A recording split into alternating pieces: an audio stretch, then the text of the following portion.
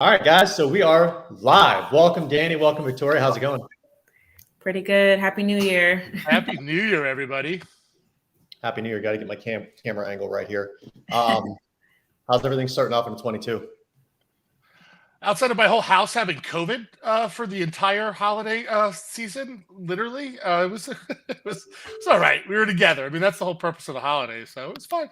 And 2022 is looking bright already, so brighter than COVID all week. So, Victoria, yeah, it's been pretty crazy. Yeah. I'm glad you guys are okay, by the way. thank you. Wow. Victoria, how about you? No complaints over here. Everything is good. It's gonna be a good year. I can feel it already. So just gonna speak it into existence. Right. Make it happens. Please do, Victoria. Everything is peachy. Awesome. What about you, Scott? How's your year going? It's good. We started off the new year with waves, so I was able to surf, and yeah, I mean that I can't complain. 22 is my favorite number too, so I'm excited for 2022. My daughter was born 2/22 in 2006 at 2 a.m. We tried to get the doctors to put 2/22 so it could be two. Yeah, crazy. That's one of our lucky numbers as well as a house. Well, with that said, the topic for today is an awesome one. I actually think this is going to be a great show for those who are watching. We already got people coming in, and by the way, for those who are watching, we have a comment section that you can actually ask questions or just drop comments. If you don't like the way that Danny's beard looks, you can actually say something mean as well.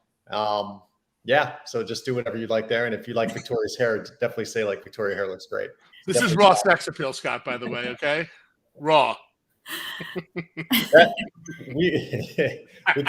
Speechless. Yeah. That's it's funny. So with that said, let's kick it off. And I just want to start by saying our YouTube channel now has over 111 subscribers, so pretty cool. We're actually getting comments. We had a comment today come through where somebody watched a previous show and they actually said that they liked one of our suggestions on how to market, sales and marketing. So nice. Yeah, pretty awesome. And Carla Perrin, she's actually a fantastic agency owner. Hi, Carla. Just wanted to say hello. So with that said, the topic for today is going to be who should start an independent agency, the ideal candidate. Obviously, there's the status quo, like of who people think should start an independent agency, but I want to give Victoria and Danny's expert opinions on what they think and what they've seen. They both have combined probably 30 years of experience in the industry. So with that said, let's actually kick this off. So the first one, Victoria, who do you see as being an ideal candidate? What's the trait, or what do you think? I just want to start with personality. Just start at the base, right? Like who they are as a person. Having an entrepreneur spirit, because you're running a business. An insurance agency is a whole business, a whole operation. So you got to have an entrepreneur spirit. You got to be, someone who's willing to be fearless and put yourself out there. Not be timid, be a risk taker, come up with new ideas. Be open to new ideas. You can't be shy and nervous because it can be scary, especially because it takes time to build up an insurance agency. So if you're not going out and buying a book of business and you're starting from scratch, you got to know that I'm starting this business from scratch. And this is something that I'm going to have to really, really grow and really, not be afraid to get creative. So right. Anyone, with that type of entrepreneur spirit is that's a start, I'll say, for any business. Well, and what do we call it, Victoria? Right, like the sales it. I think that's probably what I refer to it most often as is the sales it, the kind of the unteachable, right? Yeah. So much of our industry requires some level of training, whether it's product or system specific. That sales it is something that we can't teach. So certainly when I'm looking for a candidate, they've got to have all the qualities that Victoria just said, right? Or some of them, right? But they can't not have any of them. Otherwise, we're not going to find that success because people gravitate towards that. So that sales is what I think Victoria's talking about. Yeah. Yeah, and by the way, Victoria, you look lovely. We got a little comment from there. So. Thank you. How come only Victoria? I mean, I'm just getting off of the cold too. I really appreciate that. So, Danny, what's your take on this? I mean, so I think one of the toughest part about agency is the organization itself of the agency, right? And that starts relative to where you are. A lot of times with like the office itself, and the people inside of it, the utilities, the lead gen, the marketing. I mean, there's so much that goes into agency. So being an organized individual is imperative. But at the same time, some of the best salesmen and saleswomen aren't very organized people, right? And I think that's something that as an organization we do very well. Between our automation and the CRM that we've developed, it really has enabled our agents who might otherwise not be the most organized people to find success because we have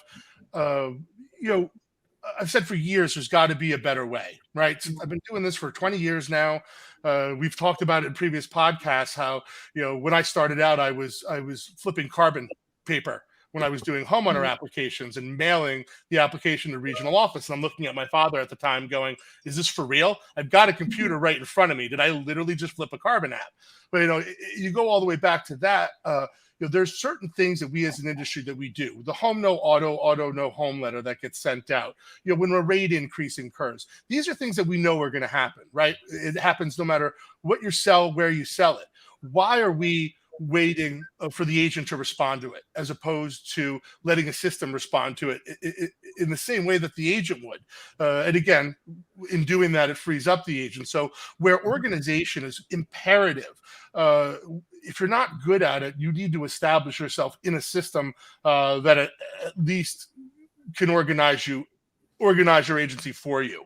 Yeah. And it's important. I mean, being organized, you're dealing with people's livelihoods. Insurance, you're dealing with people's, whether it's life insurance, whether it's, their home, their most important assets, their businesses. So you have to be organized. You have to have that in order. You have to make sure all the underwriting guidelines are being followed when you're issuing policies and you're submitting all the correct documents. Because insurance carriers, they'll cancel policies, if anything is missing. So if you're not organized and you're missing these things, people are out here without insurance policies and not knowing it. They're right. How and where is the information being stored, right?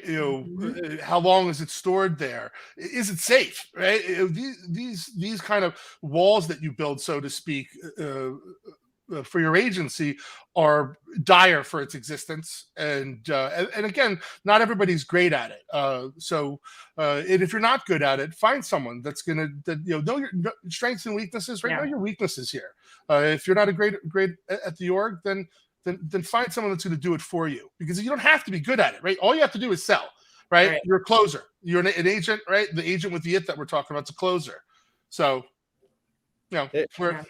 it almost sounds like not just people that are looking to start an independent insurance agency, but even those that are agency owners right now, this applies to you as well. Like maybe you're not adopting that organized mentality or that personality. Maybe you got to pick that up a little bit. So these are great for people that are listening who are already agency owners. So the next Scott, before you go there, are you sitting on top of a $750,000 book, $1 million book, a $1.2 million book? Are you sitting on top of that right now, and is your growth stagnant? Well, is it stagnant because you can't figure out your CRM?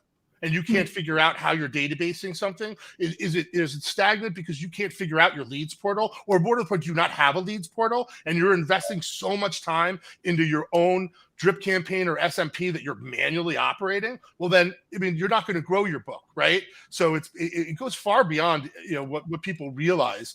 You shouldn't be involving yourself to the point where you're not drumming up new sales into your process. If your process is consuming your day, you are not being effective, right?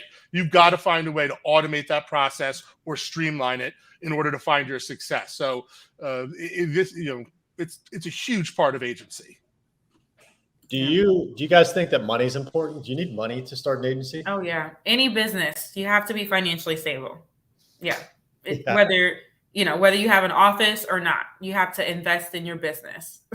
And I know, Danny, you wanted to touch on that one, but yeah, no, 100%. Money is the biggest thing here. I mean, I hate that it's the biggest thing. I think everybody hates that it's the biggest thing, but the reality is, it is the biggest thing at a level. In that, where does your lead gen come from? It's not free, unless you're gonna, even the table that you have to rent at some random conference, right? It's not free even then. So, in order for you to contemplate agency or any business, right? What do you get in life that's free? And insurance is no different. So you've got to be in a position to buy leads. Now, we've eliminated the need for the office exposure itself, right? That retail brick and mortar, where everybody comes in from 9 o'clock to 5 o'clock, and the doors are locked before and locked after, and that's when we do business. Well, it's 2022. 95% of the consumer is shopping online. Right? 5% of the consumer is actually walking into that physical office still. So why are we paying for it? Those monies that you've got should be, at this point in 2022 as an insurance agent, invested into your sales process. The idea that you're going to throw $2,000, $3,000, $4,000 into a rent. Now, granted, you need that $2,000, $3,000, or $4,000, right? That money is necessary for lead gen.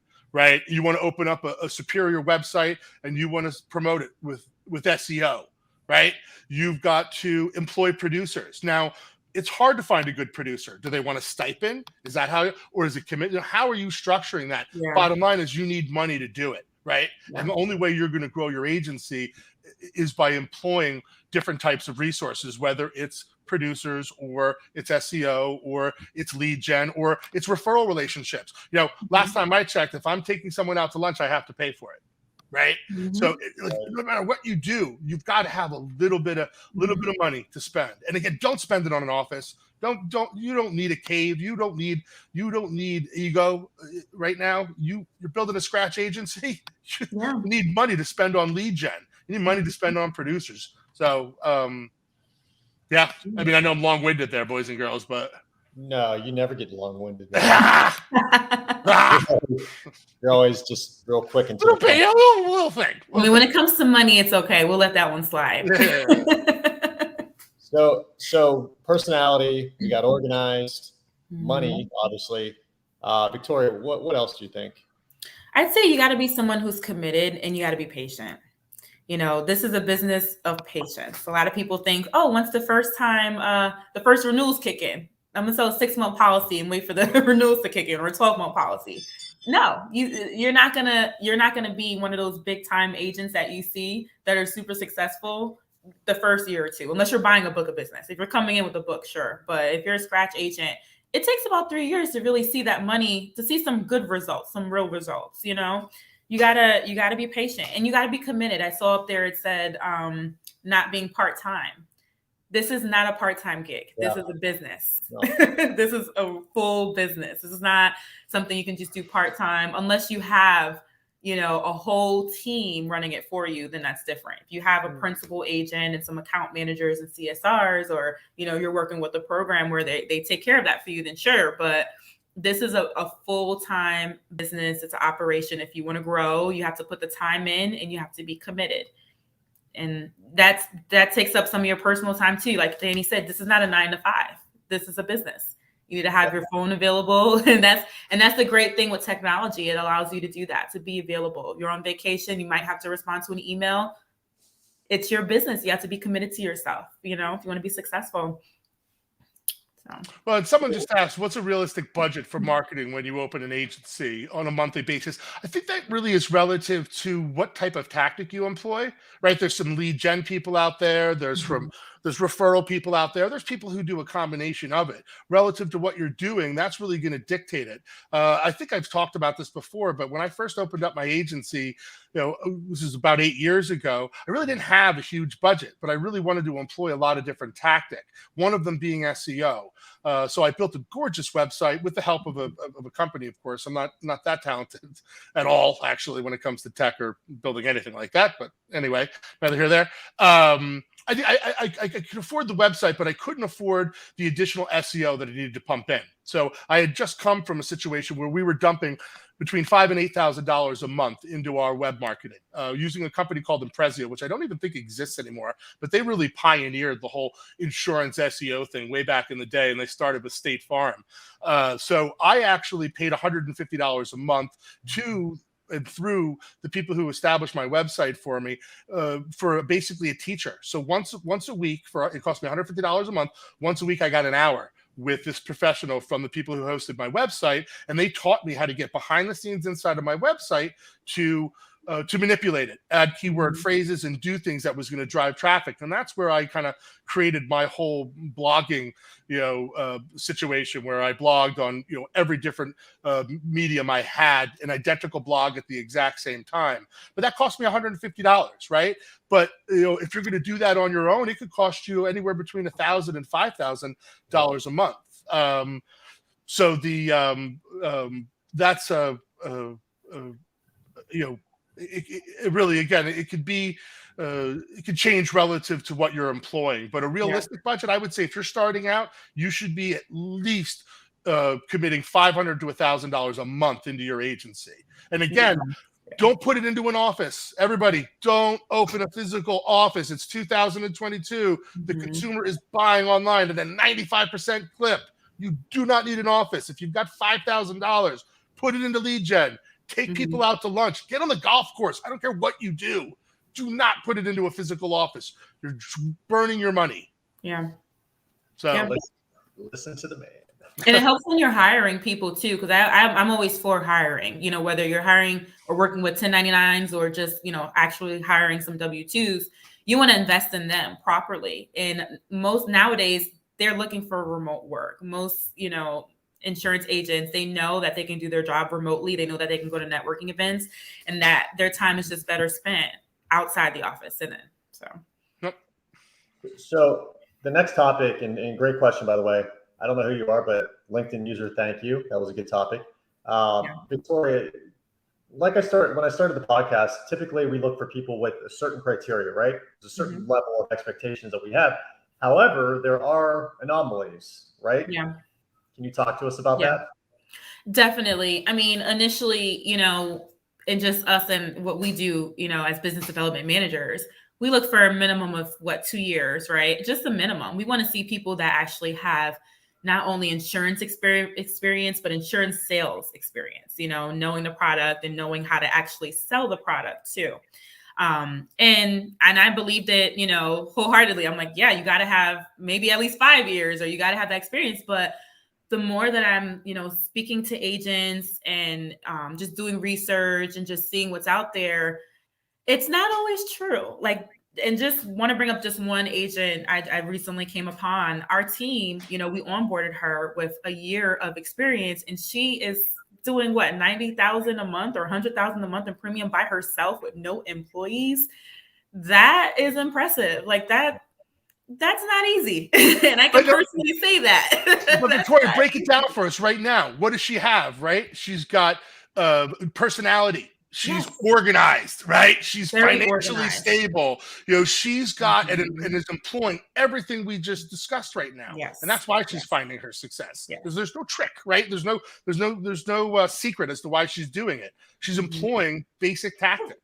And she shares it. I mean, I heard her speak, and she literally mentioned 10 different marketing ideas that she uses on a consistent basis that's working, because she's doing $100K a month in premium. And I'm like, this lady knows her stuff. She's doing the research. She's seeing what works, trial and error, and it's mostly working. I mean, just looking at her numbers alone. So it's really, having that knowledge and willing to, invest in yourself, as, like we mentioned, and willing to learn different marketing tips and ideas that are going to make you successful. That's something to consider too, because salespeople can learn the insurance product and, without having as much insurance experience and still be successful agents, and she's a prime example of that. Well, you talked about her patience, and it's something we just discussed as well. Remember too, that whenever you're selling an insurance product, there's a pipeline that you create, and there's a sales cycle, and relative to the product, the pipeline and the cycle have different kind of time frames. So you really do have to have patience, and it's not just patience with them; it's patience within the tactic that you're employing. It takes time to create an impression online. Right? Just because you posted something doesn't mean all of a sudden everybody on Google sees your post, right? You actually have to post that every day, not just every day and every month, not just in every month, all 12 months of the year. And it might take 6 months to a year, sometimes 2 years to create an online impression. And I'm not even exaggerating that. It could take you 2 years before you establish that crazy thick online impression. And once you've done that, awesome. You're going to see your phone ringing. You're going to see people gravitating to your website and starting to quote themselves. But again, you have to be really patient. This is not a get rich scheme. This is not a pyramid scheme. This is heads down, hard work. Yeah. Although have her on the podcast. Yeah. We should have her on here. I'm reading the comment. There are some pyramid schemes out there, though, that do make a lot of money, unfortunately, but that's not how you want to do it. And some of them actually sell insurance. They sell life insurance. Yeah, I know. My one friend has a large agency with like 100 employees, and it's exactly. Is it life insurance? Yep. Yeah. So, anyways, that's not what we're looking for. I'd rather smack my head off a desk. I mean, sorry. It's the title expense. No, I'm done. No, thank you. Yeah. So yeah, Victoria, they actually said, let's have her on a podcast. We can reach out to her for sure. Yeah, I'll definitely reach out to her. Just to hear her perspective on being new to the business and just how that worked for her too, I know who you're talking about, Victoria. Yeah. I heard her speak the one day when she was talking about, this is what I did. And very impressive. Very impressive woman. Yeah. Yeah. Yeah. Well, Danny, you have an example. Tell us about your uncle. So we are going to be entering New Jersey shortly here. And I have an uncle who actually is in high-risk lending. He does other things. He owns a leasing company and a conference calling company. But one of the things he does is a lot of high-risk lending. And lately he's been telling me about obviously holiday season. He and I are talking just shop. He likes to learn about insurance. I like to learn about the lending business. So we kind of chalk shop, probably more than we should, especially in a holiday circumstance. But you have a bourbon or two and, the words start to flow. So Chuck and I were talking. He's doing about 10 to 15 trucking units a month that he's financing these tractor trailers to the tune of 10 or 15 a month. Now, is Chuck the person that's going to be selling the insurance? No. So this is something that's a little bit more abstract. I think as an industry, we're constantly trying to break in this way, right? I think anybody who's been doing this for a while, for anybody, at some point, their company has tried to break into an auto dealership, right? Because why not? That's where all the cars are. That's where they're going. And for whatever reason, there has not been a single company to date, right? There's Allstate agents. There are Farmers agents inside of dealers at this point, State Farm agents inside of dealers at this point. None of them are finding success because dealers aren't necessarily agents, right? So I feel like there has to be a different way for us to approach these types of businesses that ultimately can feed the insurance business or ultimately be a fabulous avenue to write a ton of business. So for me, I'm looking at my uncle and I'm saying, all right, the 10 to 15 units a month is just the tip of the iceberg. I mean, he's leasing all types of stuff, contractors, he's leasing, financing their work. There's large worker comp premiums when they come up. Well, if someone can't afford their workers comp premium because it's $150,000 a year, but they're totally financially stable, right? They just need 2 of the homes to sell in order for them to afford it, which is why they're financing it, because they need their cash for something else to finish the product. Well, again, I'm not going to employ Chuck as the agent, but what I'm going to do is I'm going to work with him and I'm going to figure out his model of doing business. And then I'm going to throw a number one producer in there, a seasoned vet, someone who really knows the business, and have them kind of be the agent, so to speak, right? Yeah. Even though they're not, so you can, and I think everybody should constantly be thinking abstractly, because insurance is required no matter what you do in life anymore, right? Everything's requiring it. Let's find avenues to write new business. Find people that otherwise, wouldn't be good agents, but have an opportunity for a great agency opportunity. So, and And the entrepreneurs out there, there's some mega entrepreneurs that are looking for a new business to open. I think they can do it. I think if, like you said, they have somebody running the show for them and they're backing them financially. That's the key, though. If you try to set the person up themselves, they're absolved in their own business that's making them money already, right? There's no chance they're going to be a good agent. The important part is finding that key person to ultimately write the insurance business for them. But again, we should be thinking abstract nowadays. Considering, again, I'm saying don't open a physical office. Well, if we don't need a physical office, then it really doesn't matter, what the main line of business is. We just need to figure out how to feed off of it. Yeah, and we're not saying that you don't need to have insurance experience to run an agency. Definitely don't want to put that out there. But we're saying there's other options. Other ways you could figure out. Some people that can make it happen and be successful. I mean, definitely you got to have insurance experience to run an agency. You got to have product knowledge. That's very important. You're dealing with people's livelihoods. You have to understand the business of insurance. If you're doing commercial, you need to understand all the options, and you need to learn how to prevent E&Os. So you have to know the business. That goes without saying, right? So we're not saying, anybody can do it if they have the money. There's definitely a lot to it. So definitely need to point that out there. and that also speaks, Victoria, to carrier and product knowledge, right? Yeah. So, your ability to sell something is only as good as your knowledge of it. And obviously that's also going to circle us back to E&O, like you just said. But in truth, an agent is only going to be a good agent if they know their product. And especially when you get into high net worth individuals, mid and large market commercial, those are realms where a lot of times the consumer or the person buying your product knows as much about the product as you do.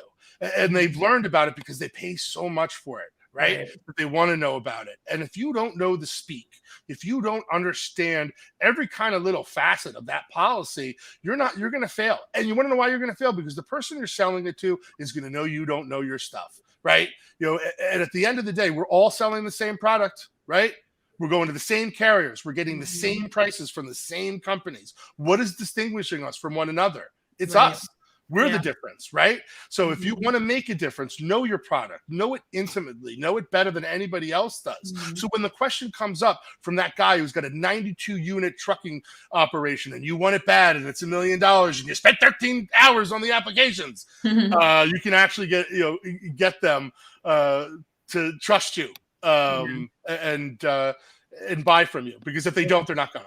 And the only way to do that is to be genuine. You have to actually care too. You got to be. You can't just be so money motivated when you're doing this. Like, I got to get this out. I can't wait for renewals to kick in, and I'm going to sell trucking just for the money. It's like, you got to really care about people's businesses and their assets. And like, what about that weird Ohio endorsement that you need if you're going to drive through Ohio on an 18-wheeler? You know what I mean? Last thing you want is that trucker calling you from the road because he's been stopped and he can't go forward because you didn't endorse his policy correctly, right? So there are things that are going on in the insurance world, state to state, that are specific to each individual state. If you don't know what you're doing, not only are you an E&O nightmare for yourself or for anybody you might be writing with, but now you've lost that client and any referral that he's going to throw you. Listen, it's a small world. Truckers talk to each other. Yeah. Insurance, and I think the insurance world is kind of small too. I know in Georgia it is. But I feel like do you guys watch Jimmy Fallon when on the SNL skits when he's always like laughing during the skits? I feel like I'm Jimmy Fallon with Danny. Like, Danny just goes off and it's like epic. And I'm just I sit back there and I just have a big grin on my you make me smile. I'm a bit insane. I think you guys all know this already, But it's the personality. Yeah, I was just gonna say, like, that's what you need to be a fan. I mean, Danny, you're an amazing agency owner. So that speaks volume right there, guys. So if you want to take notes, not only is Danny telling you what to do, but he's actually the person to kind of mimic as well when a personality comes up. So we have another LinkedIn. I think it may be the same LinkedIn user. Feel free to say your name in the chat if you want us to know who you are. But he's asking, or she's asking, for someone who wants to expand their knowledge in the high net worth policies and middle markets, what do you recommend to grow there? I'm assuming for commercial trainings. I mean, prior to my current role as a business development manager, I worked at a commercial company actually, and I knew nothing about commercial. And I invested the time and took trainings, maybe try to get some designations, your CPCU or CL, what is it, CLCS, or one of the designations out there. There's lots of materials out there. There's lots of podcasts out there, lots of, YouTube, and, just take the time and do the trainings, and the information's out there. Yeah, as well too, underwriters, where they are just the bane of your existence as an agent at a level, they can also be your angel wings, right? So I probably, in the first 5 or 10 years of my career, I probably called someone on the State Farm underwriting team, personal lines or commercial, 3 to 5 times a day. Easy. Call your underwriters. You have access to them, and they really, really appreciate that conversation. So it's going to help you twofold, right? Not only are you going to learn of the product by calling your underwriter and finding out, but you're developing a relationship and a rapport with that individual. Not only are you learning, but they're actually finding out a little bit about you. So when that submission comes across their desk and they see your name, they know right off the bat that this is someone who actually cares to know what the heck they're selling, right? Yeah. And more to the point, they know that this is probably going to be a good submission and something that they want to approve, right? Makes So their job easier. It's twofolds, right? They're making their job easier. You're developing a relationship that's going to allow your policies to process a little bit faster. But as well, beyond the underwriters, real quick, easy way to learn about a product: grab quote forms or any kind of carrier-specific product forms, right? They'll have supplements and other things. If you want to know what's required in order to quote something, grab a carrier-specific form, right? So if you're looking to quote trucking, right? No, don't go to Progressive, because I know everybody assumes Progressive's the only one who writes trucking. They're not. They're the only one you don't want to go to. Everybody else is where you want to go. The only ones appointing. They're the only ones appointing people. That's why.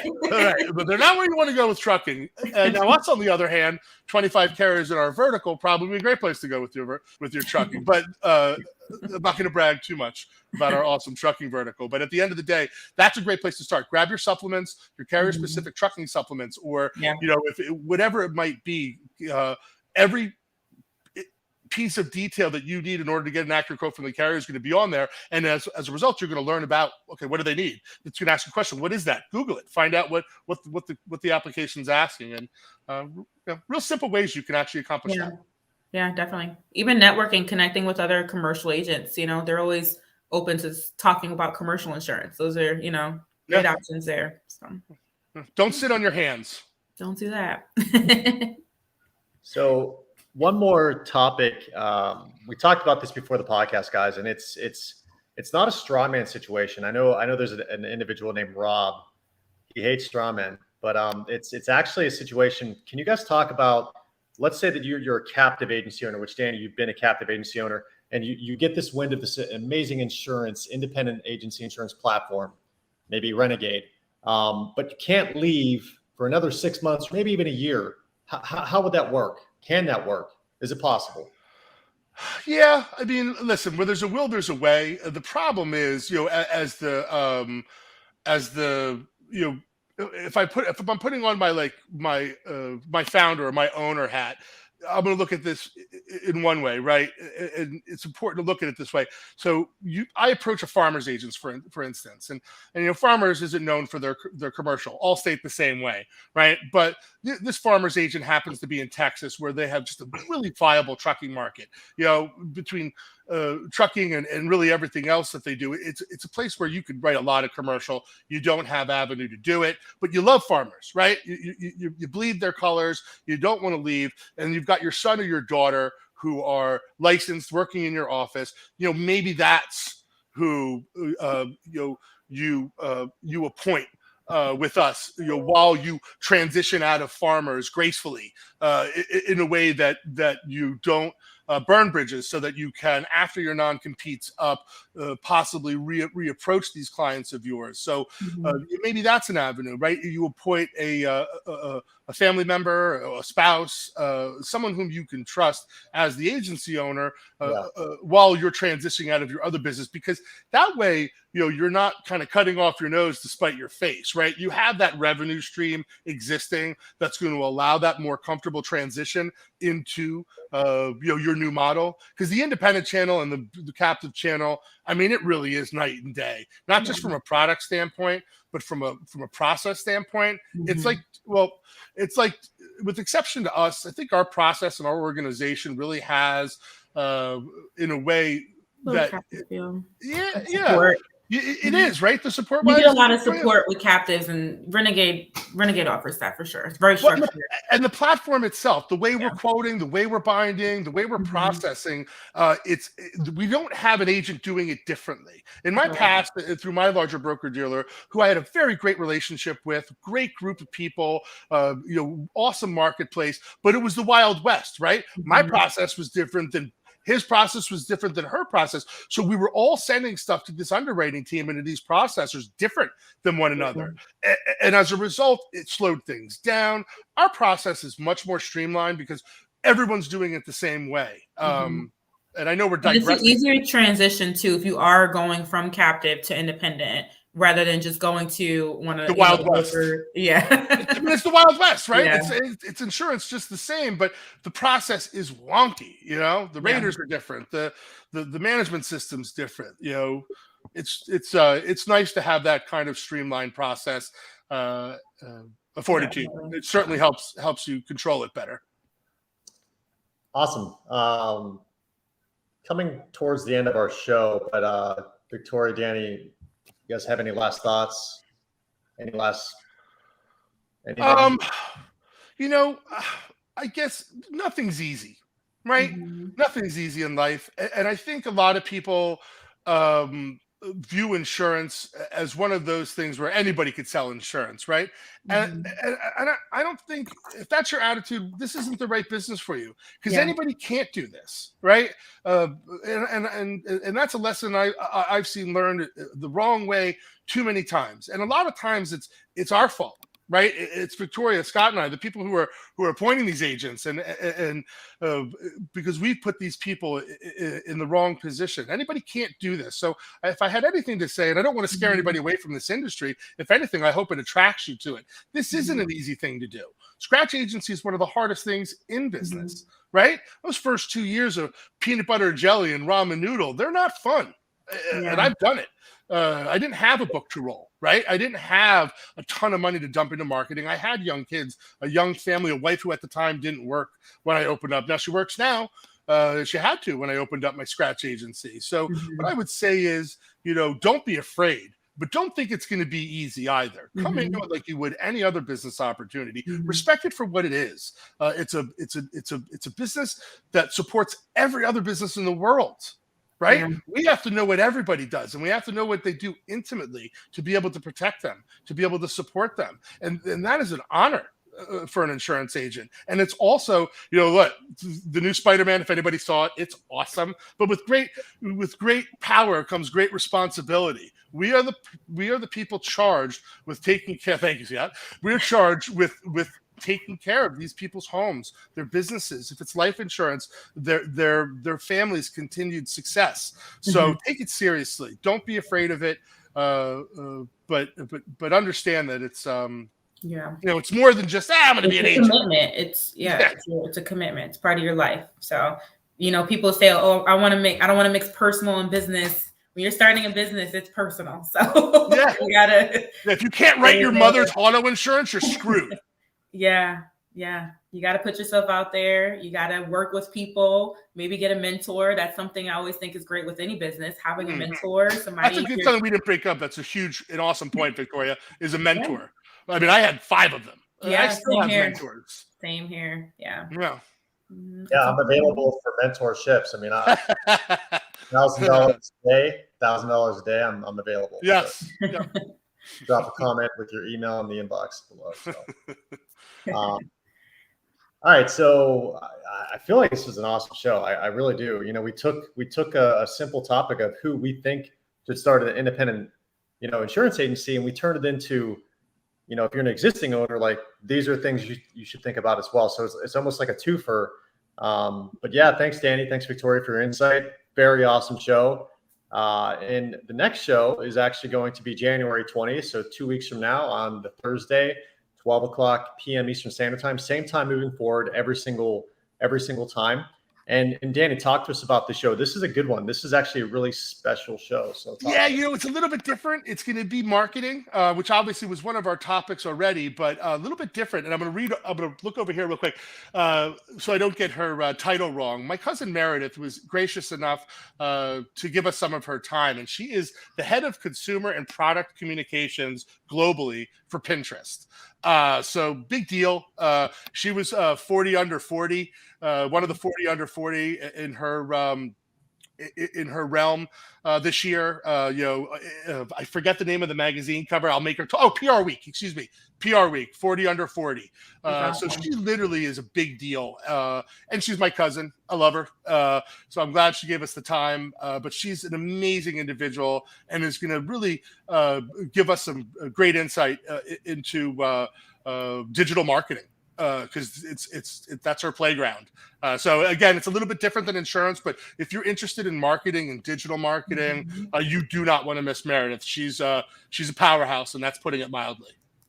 Nice. Yeah. So please subscribe for those that are on the show. We've had a lot of people jump in and out, and please subscribe and share this. Maybe you know somebody that's looking to change careers. What are they calling it with the big, where everyone's leaving their job for something different? The big the big exit, the big Brexit, the big resignation, something like that though. Yeah. Not saying, we're not saying like leave your job and start something new, but this is you gotta be financially stable. This is I think people are looking to diversify. We're a renewal based business. Listen, it's nothing glorious, it's not glamorous, right? What we do, but it's a hell of a way to make a living, right? It'll pay your kids' college education. It'll pay your mortgage, and when you're ready to retire, it'll be a couple $1 million you put in the bank when you sell your book, or bleed it, like my dad's doing right now. Bleed it till you're dead. Wow. What? That's what they do, Scott. That's what they call it in the industry. They call it bleeding, right? So you bleed your book. You're 70. That's why insurance agents don't retire. It's the only industry where you've got fossils literally sitting behind their desks. They don't retire. It's just That's so true. Why would you sell it? Why would you sell it? Just earn on it until you're dead. Yeah. Awesome. Well, Victoria, any last thoughts? Besides, like I said, getting a mentor. I'm a people person. I'm all about using people and not using people, but, networking with people and utilizing their skills and learning. And that's what it's about. I guess, right? Yeah. That's what it's about. Be the first person to your desk and the last person to leave every day. Yeah. That's good point. So, hey, everybody, thank you so much. And January 20th. Happy New Year. 4 p.m. Happy New Year. Happy New Year, everyone. Thanks, everybody.